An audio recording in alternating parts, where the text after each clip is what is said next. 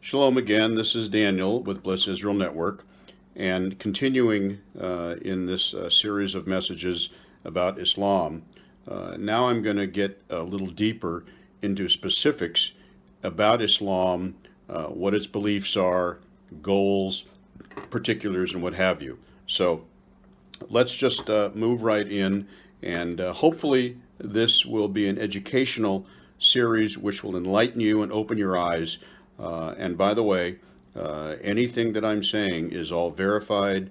It's not uh, fiction, it's fact, and it can all be confirmed.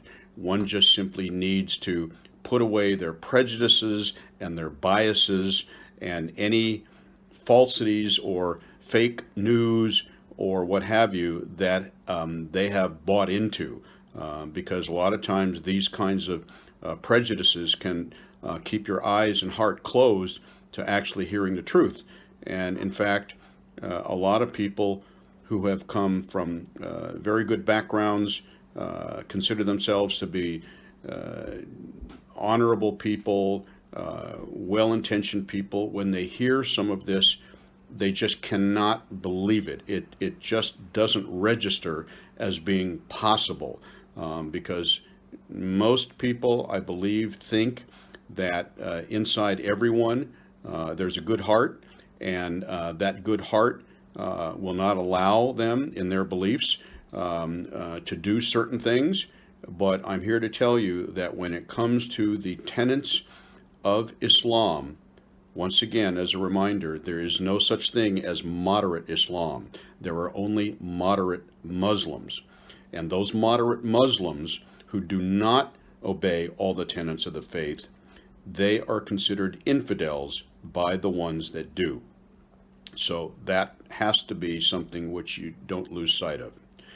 So, as I mentioned to you in the previous message, whatever the tenets of the faith are in Islam, if you do not obey them, you are considered an infidel and you deserve to be killed. And that is actually considered an honorable act. It is not considered murder within Islam. For example, you may have heard the term honor killing. Well, that has happened to a number of women, or let's just say girls, who are not obeying their Islamic father. And by the way, in Islam, the number one authority before anything and everyone else is not the religious leader, it's not the court system. The number one authority is the father. Whatever the father tells his child or children to do, they have to obey. And if they don't, the father has the right to punish them in any way he sees fit, which includes honor killings, especially for young Muslim women who are not adhering to all the tenets of the faith, who do not dress properly, such as covering themselves from head to toe. If they wear Western type clothes where they might have a skirt on or a low cut blouse or something like that, that is considered to be against the faith of Islam. The father then has the right to tell that child to stop doing that, and if the child doesn't, the father enters into an honor killing. And there are documented cases where a Muslim father has killed his daughter because she has not obeyed him. It's been taken to the court system in an Islamic country, and the father has not been convicted of a crime. I kid you not. Okay? Now, I'm not saying it wouldn't happen in the U.S., but where Islam dominates, those fathers are allowed to conduct honor killings. Here's something you may not know. Let's say you're a Christian and you decide that you want to convert to Judaism. Hey, welcome. Okay, wonderful. Let's say you're a Jew, and let's say you accept Jesus Christ, Yeshua, as your Messiah. Now you're a Messianic Jew. Well, a lot of people would say that those people have changed faiths. Okay, one could say that. What about a Muslim? Can a Muslim leave Islam? No. Islam is the only religion that mandates you be executed if you leave Islam. Yes, I kid you not. And as I said, it sanctions honor killings as well. The holiest act a Muslim can commit is to be a shaheed or a martyr. What is that? Well, let's say that you're a Muslim and someone you know who's a Muslim is not obeying the tenets of the faith. You are allowed, in fact, you are basically commanded to kill that person. Now, if you die in the act of killing that person, you are now a martyr. It's a holy act. It's not considered murder. It's considered a holy act, especially if you kill a non-Muslim. So, for example, you see these video clips of these Muslim kids and adults and what have you in Israel, the West Bank, or Judea Samaria, excuse my slip of the tongue, or in Jerusalem or what have you, where they're lined up and they're throwing rocks and bottles and bricks and what have you. And one of them dies because they've basically tried to commit murder or injure an Israeli. They're doing it because Israeli Jews and Jews in general are considered their greatest enemy. So if said Muslim dies in this act, guess what? It's holy. They are considered a martyr. Yes, and even more, their family, when they find out that their son or daughter has died in the act of killing an infidel, they actually go into the streets and bring flowers and candy and what have you to the neighborhood in celebration of their child having died as a martyr. I know that sounds crazy, but that is exactly what happens. So they don't have tears. They are joyful that their son or daughter has now gone to paradise and is up there in the mansion with 72 virgins, if it's a boy or what have you. And you know, you've heard the story. So yes, this is reality in Islam. For believers, who do Muslims think Jesus, Yeshua, is? Do they call him Yeshua? Oh, no. Do they call him Jesus? No. He is called Issa. And believe it or not, Muslims think that Issa is a prophet who will come and be converted by Muhammad to become a Muslim. Jesus is known as Issa, and he will be converted to Islam by Muhammad.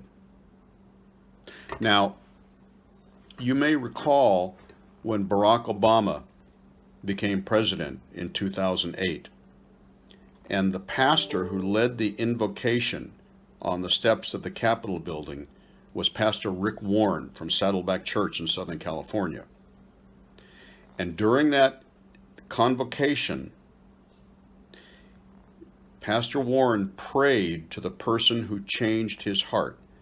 He mentioned Jesus. He mentioned Jesus, Hispanic. He mentioned Yeshua. And he mentioned Issa. Issa, the Muslim version of Jesus. Now, to be quite honest with you, that told me that Pastor Warren did not understand who Jesus really is and clearly missed the boat on how Islam defines him. Otherwise, why would he be praying to Issa, who comes and gets converted to Islam by Muhammad? Doesn't make sense for a Christian pastor, but you can look it up. And if you're interested, I actually have the clip send me a note and I'll be happy to send it to you. He prayed to Issa. Now, there are different Muslim types. So let's talk for a moment about the different Muslim types. There are secular, just like there are secular Gentiles, if you will, secular Jews, secular Gentiles, and so on and so forth. So basically, someone who isn't really convicted about acting in accordance with the faith, all right? There are Syufy Muslims, okay? They're rather mystic. There are devout Muslims who are peaceful, okay? So there's a lot of Christians, for example, that consider themselves Christians and they're committed to nonviolence. Okay, I understand that. Are they obeying all the tenets of the faith? It's not for me to say. But they consider themselves believers and they're committed to nonviolence. Same thing is true in Islam. Then there are fundamentalists. These are the ones that obey all the faiths all the tenets of the faith, rather, as strictly as possible. These are the ones that are known as jihadists. The two main groups of Muslims are Shiite and Sunni. Sunni makes up about 85% of the world's 1.6, 1.7 billion Muslims. Shiite represents about 15% of the world's Muslim population. The mother country for the smaller group Shiite Muslims is in Iran. The holy city is Qum. All the Ayatollahs are Shiite Muslims. The mother country for Sunni Islam, which makes up about 80-85% of the world's Muslims, is Saudi Arabia, and the major city being Mecca. And Sunni Muslims and Shiite Muslims hate each other with a vengeance. Someone might ask the question, who does Iran hate more than Israel? Because everyone knows that Iran just loves to hate Israel, constantly talking about Israel's destruction. So who does Iran hate more than Israel? You might be thinking, well, the United States. Wrong. Saudi Arabia. They hate Sunni Muslims. So again, just a little bit of insight.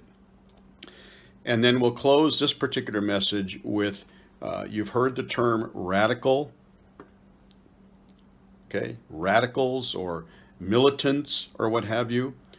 Those are terms which do not exist in the Muslim world. Muslims don't call each other radicals. No, Muslims don't call each other militants. You're either a strict obeyer of the tenets of the faith, or you're an infidel. The term radical or militants is a term made up in the West in order to define or identify what in the Muslim world are the strict obeyers of the tenets of the faith, the true Muslims. So you may not know that, but there is a definition of who the Muslims actually are by group. So that's it for this message. So I'll catch you on the next one. And again, thanks for watching. Drop us a note, get on our mailing list, support our ministry, and I will be back again with another message.